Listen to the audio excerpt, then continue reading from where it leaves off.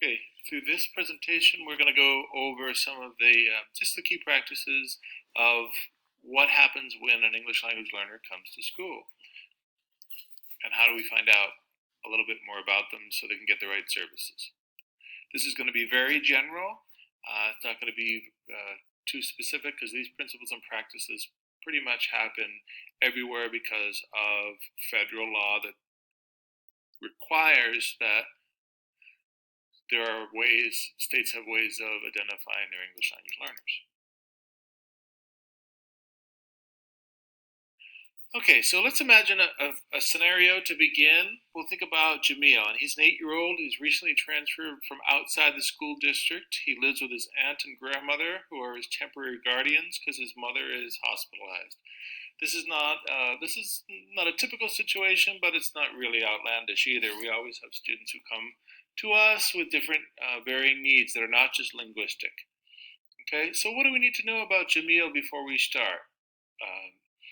Well, first of all, we want to know what language he speaks at home. We want to know how much schooling he has had. We want to know his academic level of English. And of course, we want to know about his socio-cultural and emotional needs. And there are other considerations, but those are probably the most important as we start to begin.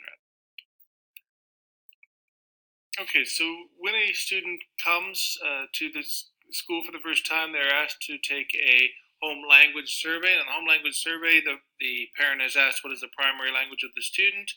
Are there other languages that are used at home? For example, maybe the parent speaks to the grandparent in another additional language. They'll want to know, is the student fluent, or can they read and write in her first language if that is not English?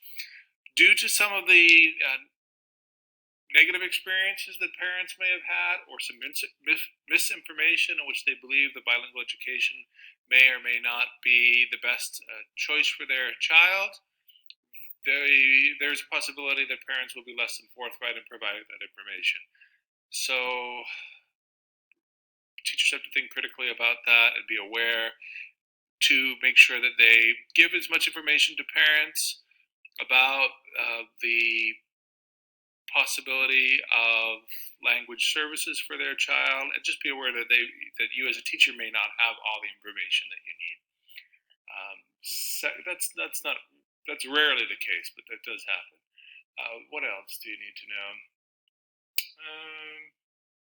Oh yes, if the child, even if they've refused services, and parents in the state of Oregon can refuse services, which is very strange. That is not usual in other places that I've taught. In Florida and Boston, you could always refuse. You could refuse to be in a bilingual classroom, but you couldn't refuse services. But here, what I've heard in Oregon is that you can. But nevertheless, the school district is responsible for following up with that student and continuing to test their academic progress each year, including their language development.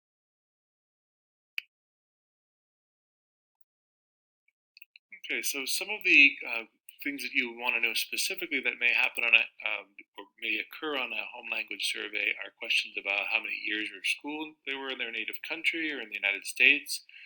What was the last name of the school they attended? What grade were they in when the last school they attended? What's the name of the school that they attended?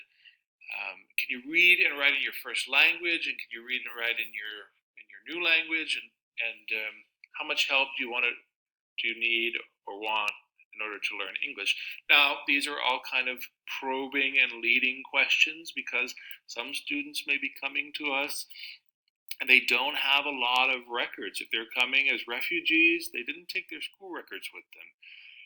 If they're coming from places that didn't really take solid records and didn't bring their records with them, we need to be able to probe a little bit more to find out. Okay, so that's why we ask these kind of leading questions. Then we ask questions too about the different language domains. Where do you need the most help? Speaking, listening, reading, writing. Of course, these questions come from Colorín Colorado, which is a great resource for assessment and all things English language learning. They try to probe the different domains, but they also assume a metalinguistic awareness on the part of the student, which may or may not be